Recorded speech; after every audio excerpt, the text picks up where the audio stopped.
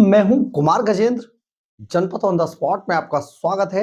हमारे एक दूसरे social media platform podcast with Kumar Gajendra में भी आपका स्वागत है, जहां आप हमें सुन सकते हैं।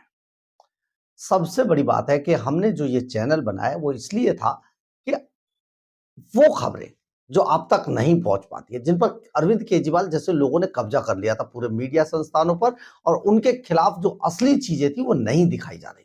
इसलिए हमने इस चैनल को बनाया और आप तक सभी वो खबरें पहुंचाई जो आप तक नहीं पहुंचने दी जाती थी। ऐसे में कई सवाल जब हमारी खबरों को देखते हैं आप, तो आपके दिमाग में, आपके जहन में कई सवाल पैदा होते होंगे। कृपया करके आप अपने उन सवालों के बारे में हमसे जरूर पूछें कमेंट्स बॉक्स में, ताकि हम आपको ये क्लियर कर पाए। कई खबरें भी आपके मन में आती होंगी, हम उन पर वो भी लिखें, हम उन पर भी खबरें बनाएंगे। तो असल बात यही थी कि असली तस्वीर आपको पता चलनी चाहिए। बहरहाल, अरविंद केजरीवाल एंड कंपनी का बुरा समय चल रहा है। अरविंद केजरीवाल के खिलाफ आजकल दिल्ली विधानसभा का सेशन चल रहा है, और उसमें जो 14 रिपोर्ट अरविंद केजरीवाल पिछले 10 सालों से दबाए बैठे थे, उनके बारे में लगातार बड़े बड़े खुलासे हो रहे हैं। ऐसे में आतिशी मार लेना क्या उनकी काबिलियत थी? देखिए, मैं ये तो नहीं कह सकता कि उनकी काबिलियत क्या थी कि अरविंद केजरीवाल ने अब स्वाति मालीवाल जैसी जो बड़ी नेता थी आम आदमी पार्टी की, उसको भी निकाल कर बाहर फेंक कर अपनी पत्नी जो सुनीता केजरीवाल है उनको भी धकिया कर आतिशी मारलेना को बना दिया, मुख्यमंत्री बना दिया और अब लीडर ऑफ अपोजिशन बना दिया। हंगामा बहुत ज्यादा ये विधानसभा के अंदर कर रहे थे, और उसकी नुमाइंदगी कर रही थी आतिशी मारलेना। इसलिए सदन में इन्हें सस्पेंड कर दिया गया 3 दिन के लिए, यानी कि अब ये सदन में नहीं आ सकते।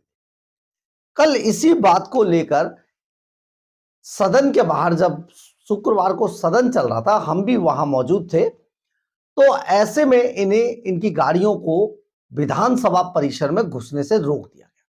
हमने आपको ये खबर बताई थी, दिखाई थी, जिसमें आतिशी मारलेना पुलिस अधिकारियों को, जो बड़े डीसीपी रैंक के थे, उनको खूब धमकाते हुए हड़काने की कोशिश कर रही थी, एक मामूली सी विधायक होने के बावजूद, लीडर ऑफ अपोजिशन।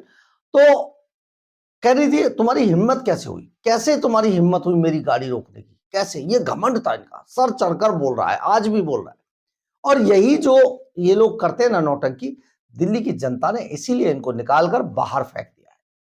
तो इस नौटंकी के बाद खूब जमकर ये ड्रामेबाजी चलती रही, इन्होंने खूब ड्रामा किया। आतिशी मारलेना ने एक पत्र राष्ट्रपति को लिख दिया। ये भी सचमुच हिंदुस्तान के इतिहास में ये भी पहली बार है। बहुत सारी जगहों पर मुख्यमंत्रियों की केंद्र सरकार के साथ टकराहट रही है, लेकिन कभी ऐसा मौका नहीं आया कि राष्ट्रपति को किसी ने पत्र लिख दिया हो। और आतिशी मारलेना ने राष्ट्रपति को पत्र लिखते हुए लिखा है कि मैं अत्यंत पीड़ा और व्यथा के साथ ये पत्र लिख रहे हूं। पीड़ा और व्यथा, 1-2 दिन के लिए इनको निलंबित कर दिया तो इन्हें पीड़ा और व्यथा हो गई। और वो विजेंद्र गुप्ता, जो आजकल विधानसभा अध्यक्ष हैं, भारतीय जनता पार्टी की बड़े नेता हैं, उन्हें 20 बार उठाकर फेंका गया। वो तो आते थे और बस मार्शल तैयार रहते थे। रामनिवास गोयल विधानसभा अध्यक्ष थे, और इशारा करते ही बस उन्हें उठा के ले जाते थे, बाहर फेंक देते। उन्होंने कभी राष्ट्रपति को पत्र नहीं लिखा, कभी अपनी पीड़ा नहीं बताई। इन्होंने, अरविंद केजरीवाल एंड कंपनी ने पूरे 10 साल तक भारतीय जनता पार्टी को जितना जलील किया है, दिल्ली विधानसभा में 8 विधायक उनके थे, जितना जलील किया है तो आप सोच भी नहीं सकते। लेकिन कभी भाजपा की तरफ से राष्ट्रपति को पत्र नहीं लिखा। लेकिन इस बार सिर्फ इनकी गाड़ी रोकने के बाद राष्ट्रपति को आतिशी मारलेना पत्र लिख देती हैं और कहती हैं, मैं अत्यंत पीड़ा और व्यथा के साथ आपको पत्र लिखा। सचमुच ये बहुत शर्मनाक है। ये पहला ऐसा मामला है जिसमें आप समझेंगे कि किस तरीके से ये सारे देश को बदनाम करने की कोशिश की जा रही है। हम आपको ये बात बार बार बता रहे थे और बार बार बता रहे हैं कि देश के जो संवैधानिक संस्थान है ना, उनको बदनाम और बर्बाद करने के लिए अरविंद केजरीवाल एंड कंपनी जिस तरीके के प्रयास कर रही है, वो सचमुच शर्मिंदा करने वाले, एक देशभक्त के लिए सचमुच शर्मिंदा करने वाले हैं। क्योंकि आप ये समझे कि आतिशी मारलेना खुद कैसे जीती। आतिशी मार लेना खुद कैसे जीती? ये आतिशी मार लेना वही है जिनके माता पिता जो आतंकवादी अफजल गुरु था, जिसको फांसी दे दी गई है, जो संसद हमले का मास्टरमाइंड था, उसकी फांसी रुकवाने के लिए कोर्ट कचहरी भाग रहे थे और पूरा बयान दे रहे थे और लड़ रहे थे कि इसकी फांसी रोक दी जाए। ये उनकी सुपुत्री है आतिशी मार लेना। और सुपुत्री होने के अलावा ये भयंकर वाली कम्युनिस्ट है और कम्युनिस्ट विचारधारा की ये आतिशी मार लेना जब कालकाजी से चुनाव लड़ रही थी तो उस वक्त सारे कम्युनिस्ट आतिशी के को जिताने के लिए लगे होते, सारे कम्युनिस्ट, पूरे कम्युनिस्ट आतिशी मार लेना को जिताने के लिए लगे होते। सारा जेएनयू आतिशी के लिए काम कर रहा था, सारा जेएनयू आतिशी के लिए काम कर रहा था। इसके अलावा अफजल गुरु का भाई पर्दे के पीछे से आतिशी मार लेना को सपोर्ट कर रहा था। ये सब चीजें अब सार्वजनिक हो चुकी है। आतिशी मार लेना ऐसे ही नहीं जीती है, इनके पीछे वो पूरी ताकतें जो देश के खिलाफ काम करते हैं, देश को बर्बाद करती हैं, वो सब लगी हुई थी आतिशी मार लेना को जिताने के लिए। भर भर कर जम्मू कश्मीर से और कहां से लोग आए, आतिशी मार लेना की मदद की। खैर ये जीत गई, लेकिन आज जिस तरीके से इन्होंने पूरा हंगामा किया सिर्फ इसलिए रोके जाने पर, जो धमकी दे रही थी, एक बार देखिए धमकी, देखिए आतिशी मार लेना। पुलिस वाले कह रहे हैं कि हम विधानसभा से सस्पेंडेड हैं, इसलिए हमें विधानसभा परिसर में भी एंट्री नहीं दी जाएगी। ये बिल्कुल गैर कानूनी है, गैर लोकतांत्रिक है। हाउस के सस्पेंड होना का ये मतलब नहीं है कि विधानसभा परिसर के अंदर नहीं घुस सकते। ये देश के इतिहास में पहली बार हुआ होगा कि किसी चुने हुए विधायक को विधानसभा परिसर के अंदर नहीं घुसने दिया जा रहा है। आज तक देश के इतिहास में ऐसा कभी नहीं हुआ है। दिल्ली विधानसभा, उत्तर प्रदेश विधानसभा, तमिलनाडु विधानसभा, मध्य प्रदेश विधानसभा, आप किसी भी विधानसभा में देख लीजिए, एक चुने हुए विधायक को कभी नहीं रोका जाता। संसद में भी सस्पेंड होने पर एक चुने हुए सांसद को कभी नहीं रोका जाता। तभी अक्सर संसद में भी गांधी प्रतिमा के नीचे सस्पेंड होने पर भी प्रोटेस्ट होते हैं। अक्सर दिल्ली विधानसभा में भी जब भारतीय जनता पार्टी विपक्ष में थी तो गांधी जी की प्रतिमा के नीचे, अंबेडकर जी की प्रतिमा के नीचे प्रोटेस्ट करती थी। लेकिन विधानसभा के परिसर के अंदर ना घुसने देना, आम आदमी पार्टी के विधायक दल का ऑफिस है वहां पर, कैसे नहीं घुसने दे रहे हैं?